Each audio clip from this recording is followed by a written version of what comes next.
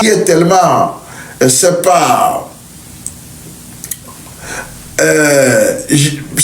présente, je peux dire, à tous les niveaux, fait que nous ne pouvons pas nous taire par rapport à cela. Nous saluons, en tout cas, des deux mains, le camarade Kémy Séba qui a hier, depuis hier, s'est pas rompu son silence pour nous dire clairement sa position par rapport à tout ce qui se passe, à tous ceux-là qui gesticulent autour donc, du panafricanisme. Mais ce que Kémy Séba nous a dit, qui ne pourra pas être de loin ou de près associé à une organisation d'un sommet qui va regrouper le plus grand des tyrans modernes avec ces quelques laquais africains à qui il a versé de l'argent pour acheter leur dignité afin de les amener à Lomé. Parmi ces gens-là dont la dignité a été vendue, achetée, n'est-ce pas, roulée dans la farine, nous avons en tête Franklin Nyamsi, un Camerounais. Et nous avons bien d'autres, des Camerounais. Voilà. Et donc, Kémy Séba nous a fait l'honneur de dire au monde entier sa position par rapport à tous ces fouillants là, en tout cas au Togo. Au fait, c'est ça. Et donc, il a été clair, et nous aussi nous l'avons compris clairement. Il ne s'agit pas de fermer les yeux sur les bêtises de celui-là qui se met dans la peau de panafricaniste pour pouvoir continuer par brimer son propre peuple. Kémy Séba a dit qu'il ne pourra pas. Il a dit en clair qu'il ne saura couper la viande avec ses dents, alors que la viande est un totem pour lui. Tout ce qui est totem pour toi, un homme responsable doit éviter d'être touché ou de couper avec ses dents. Voilà ce que Kémy Séba nous a dit. Et pendant ce temps, les Franklin Nyamsi, ils sont en train d'empocher l'argent. C'est là l'image, c'est l'image qui est plus importante ici. Pendant que les autres se battent pour préserver la dignité des gens, il y en a qui, n'est-ce pas, profitent pour bourrer leur ventre, bourrer leurs poches, bourrer en tout cas tout ce qui, c'est pas, tout ce qui peut contribuer à faire quelque chose d'illicite, ils le feront.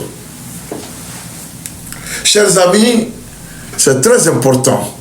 Alors, nous sommes là pour parler de ça. Et nous disons que le Togo ne sera pas sauvé par qui que ce soit qui vient de l'intérieur.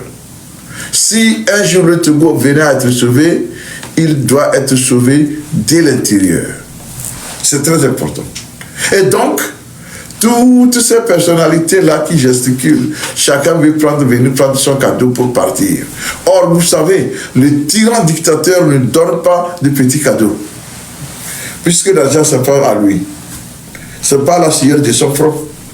Et donc, il va soudoyer tout ce qui bouge pour pouvoir les amener là-bas. Maintenant, en tant que Togolais, qu'est-ce que nous devons faire? C'est là tout devient intéressant. C'est là tout devient intéressant. Nous avons compris que nul ne viendra d'ailleurs nous aider. Nous avons compris que personne ne viendra nous porter secours. Mais, à travers notre force, notre persévérance, notre volonté, notre détermination, nous allons bouter hors d'état de nuire ces dinosaures usurpateurs des forêts assemblées. Au fait, c'est ça. Et donc, je voudrais savoir, pour ceux-là qui sont au pays, ça c'est ma première question. Est-ce que vous pouvez nous donner l'ambiance?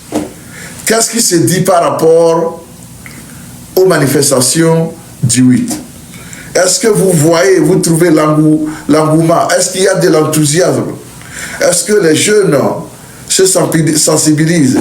Est-ce que, c'est très important. Très important.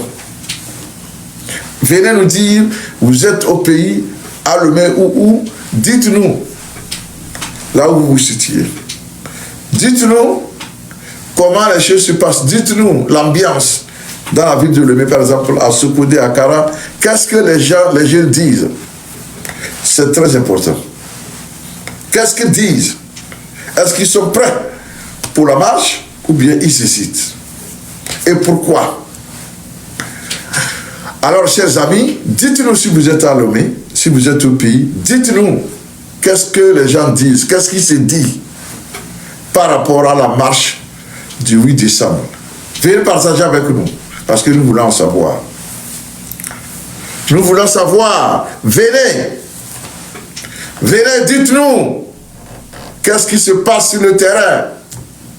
Est-ce que les gens sont prêts? Ils sont mobilisés? Parce il nous faut de la mobilisation. Il nous faut de la mobilisation. Et donc, c'est à vous de nous dire, il y en a combien qui sont du pays et qui s'intéressent à ce combat noble, à cette vie scolaire noble. Qui peut nous dire ce que c'est? C'est important.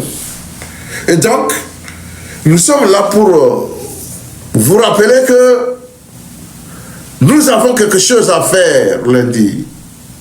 Pour rappeler que nous ne saurons être les damnés de la terre. Parce qu'à côté, les gens se sont battus, se sont libérés. Alors pourquoi nous entraînent?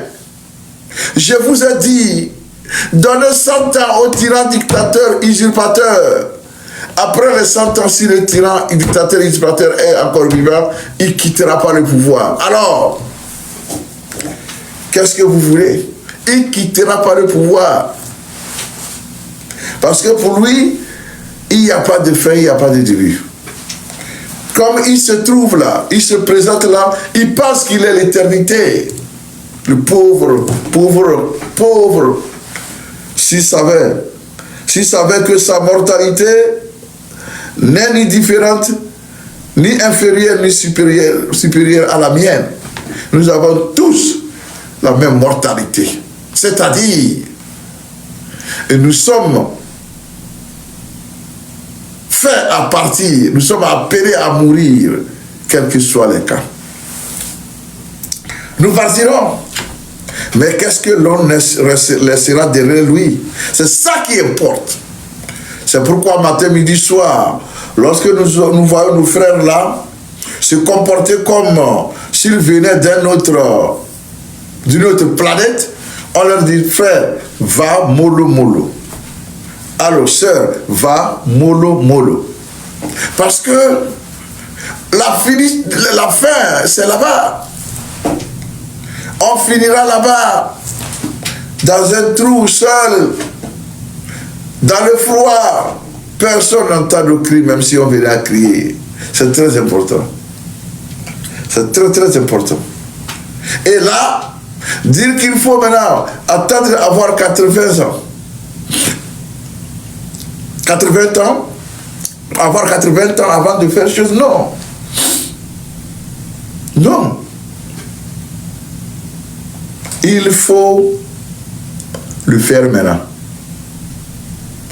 Il faut le faire maintenant. Il faut le faire maintenant. C'est très important. Chers amis, j'ai déposé la question par rapport au pays. Est-ce que les gens parlent? Quel engouement? Dans la ville, qu'est-ce qui se passe? Nous voulons savoir. Dites-nous. Ceux qui sont au pays, qu'est-ce que vous faites? Est-ce que vous êtes prêts? Est-ce que ça va chauffer? Est-ce que vous allons nous joindre sur le terrain? Nous sommes déjà non loin et on sera sur le terrain. En tout cas, c'est très important. Alors, chers amis, je vous invite à nous dire ce que ce qui se passe sur le terrain. Dites-nous, qu'est-ce qui se passe? C'est important. S'il vous plaît, c'est important. Parce que nous voulons savoir si l'engouement y est, si nous sommes prêts. Et si tous les quartiers de toutes les villes, n'est-ce pas, sont prêts à sortir pour réclamer le droit. Le droit du citoyen. Ce n'est pas Faure Gnassingbé qui a créé les droits. Parce que lui-même, il en a besoin. Alors, il ne saura vous retirer vos droits sans que vous ne réagissez. Voilà pourquoi nous disons, je partage un tout petit peu les résultats du sondage que j'ai eu à faire. Il y a de cela quelques jours. D'ailleurs, les résultats ont été donnés hier. Le sondage, je l'ai lancé mardi. Hier, vendredi, j'ai donné les résultats. Et donc, dans les sondages, la question du sondage, c'était si Faure Gnassingbé doit rester au pouvoir ou partir. Chers amis, tenez-vous bien, écoutez bien, ouvrez vos oreilles. La sentence est tombée hier. Nous avons, en 3 jours, nous avons recueilli 18 500 votants. Et sur les 18 500 votants, seulement 100 votants ont dit que Faure Gnassingbé peut être maintenu au pouvoir. On dit que Faure Gnassingbé peut se maintenir au pouvoir. Ceux qui l'ont dit sont seulement 100 sur 18 400 personnes. Écoutez bien, par contre, ceux-là qui ont dit que Faure Gnassingbé doit quitter immédiatement le pouvoir était à 18 400 personnes. Ces 18 400 personnes font un pourcentage de 99,45%. 99,45% des Togolais veulent le départ immédiat du tyran dictateur. La fois, j'ai vu quelque part dans les commentaires, quelqu'un m'a posé la question de savoir, bon, est-ce que c'est tout le monde qui est sur TikTok? Non. Nous parlons d'échantillons ici. On n'a pas besoin d'avoir tout le monde sur TikTok. Non, non, non, non. On prend un échantillon, n'est-ce pas, de la population concernée. Et on fait le sondage. Et surtout moi, j'ai partagé les sondages partout sur WhatsApp. Si vous n'avez pas TikTok et vous aviez envie merci beaucoup, vous avez envie de participer, vous pouvez cliquer à partir de votre WhatsApp et puis vous êtes là et vous prenez part. De toute façon, les sondages ne vont jamais avoir tout le monde. C'est pourquoi on prend seulement un échantillon. Et moi, je suis confiant de ce qui s'est passé parce qu'il n'y a pas eu de sensibilisation. J'ai seulement lancé l'enquête. Et les répondants ont dit, en tout cas, 0,54% nous ont dit qu'ils souhaitent que Faure Gnassingbé reste au pouvoir. Par contre, 99,45% nous ont dit qu'ils veulent le départ de l'usurpateur.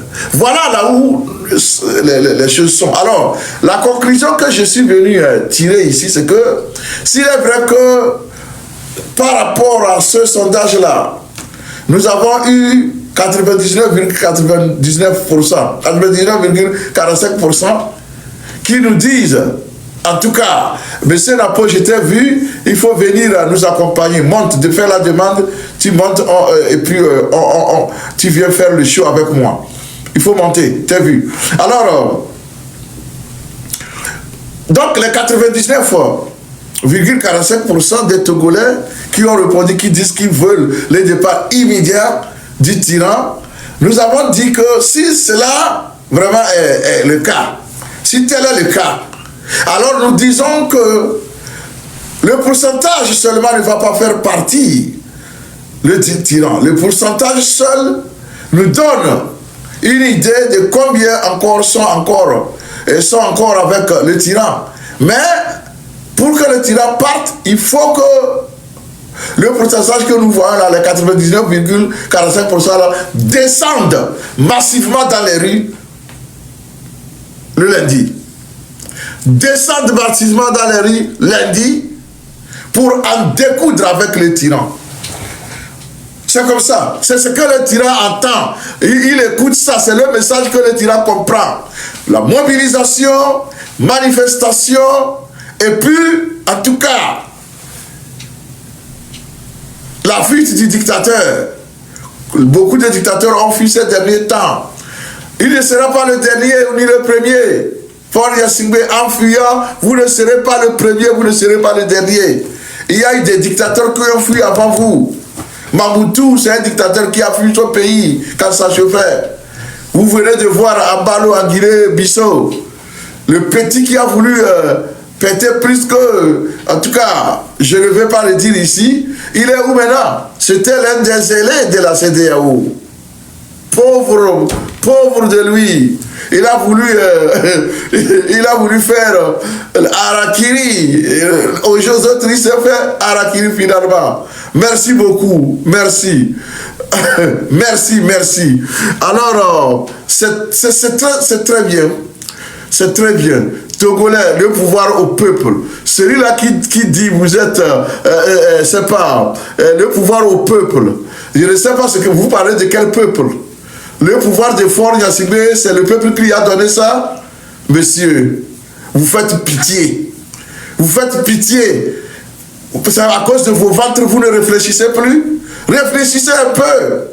99,45% veut que le régime de M. Faure Gnassingbé, le tyran usurpateur, parte. Et c'est ça que vous ne voulez pas entendre. Mais vous vous trompez. Monsieur, vous vous trompez. Vous vous trompez.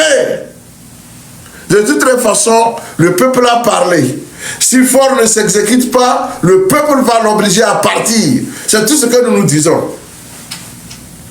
C'est tout ce que nous disons.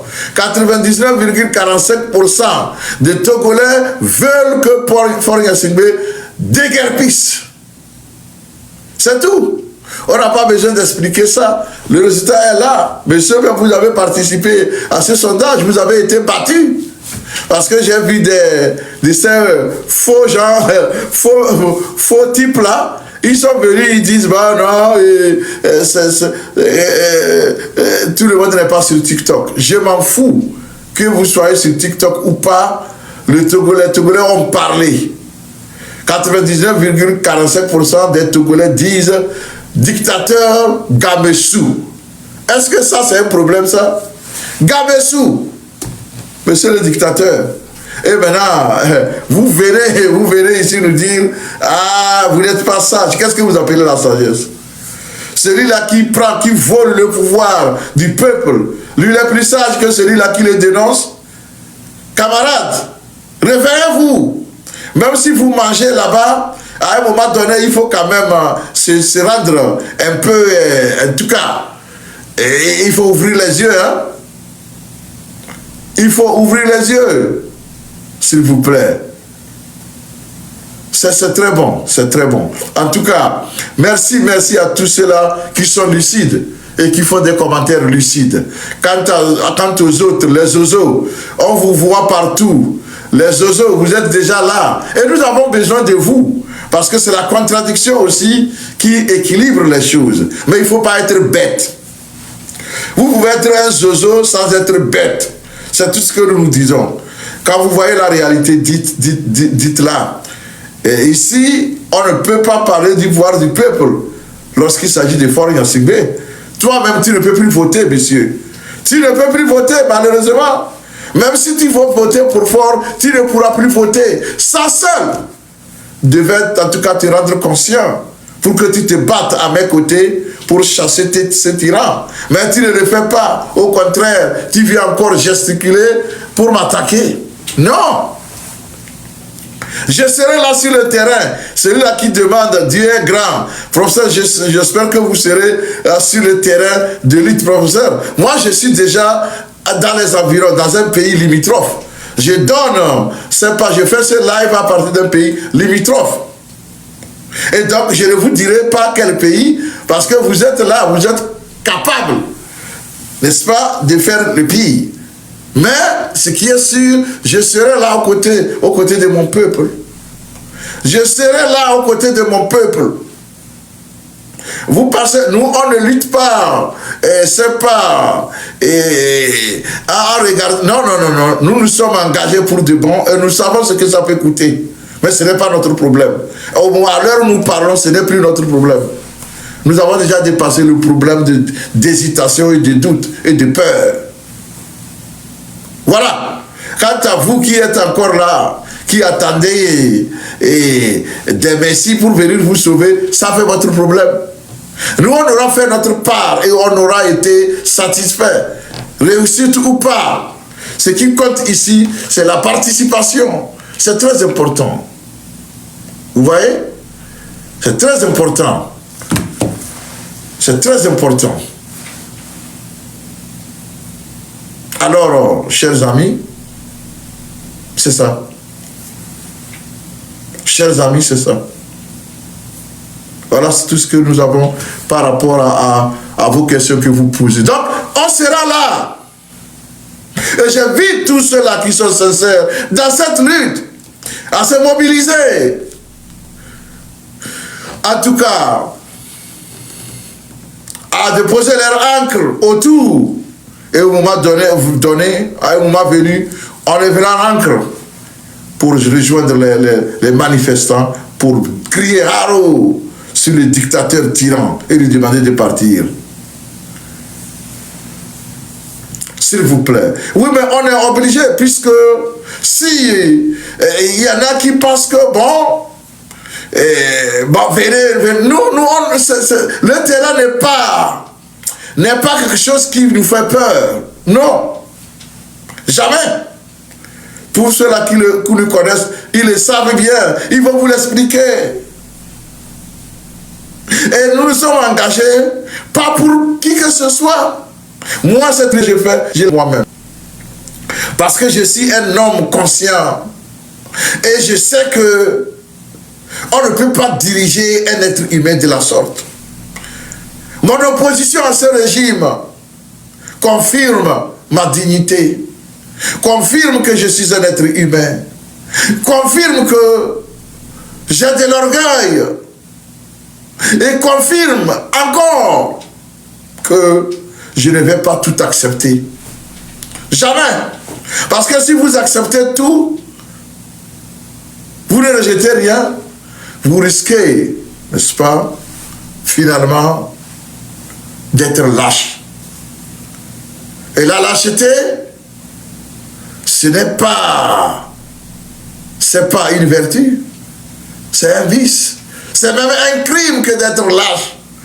Parce que la lâcheté fait que, avant qu'on ne vous gifle, vous avez déjà tendu la deuxième jour. C'est la lâcheté, ça. Un homme doit se battre. Un homme ne doit pas mourir en ne faisant rien. Même contre la mort, même quand elle est naturelle, même quand c'est Dieu qui l'envoie, l'homme se bat toujours. Ce n'est pas facile de mourir. À plus forte raison. Vous voyez, vous connaissez celui-là qui est en train de vous assassiner. Et vous dites, moi je ne vais rien assassiner moi. Vous êtes bête. Il faut être bête pour ne pas se défendre. En ce moment-là, vous n'avez rien à perdre. Vous vous battez avec tout ce que vous avez à votre disposition. Et aujourd'hui, nous sommes à ce stade-là au Togo. Nous sommes à ce stade au Togo où nous connaissons les tyrans, nous connaissons ces méthodes. Et il y en a qui disent, bon, restez là, et puis bon, on va... Non, s'il vous plaît, bats-toi. Peut-être Dieu va intervenir. Parce que tu n'es pas lâche. Dieu n'aime pas les lâches. Tu peux être patient, mais pas lâche. Si tu te fais massacrer sans rien faire, c'est l'enfer qui t'est réservé. Parce que Dieu n'aime pas les gens qui ne veulent rien faire. Cette vie-là, vous la voyez comme vie. Dieu nous ordonne de la protéger avec tous les moyens dont nous disposons. C'est pourquoi vous n'allez pas laisser un certain fort rendre votre vie difficile au point d'avenir à votre mort.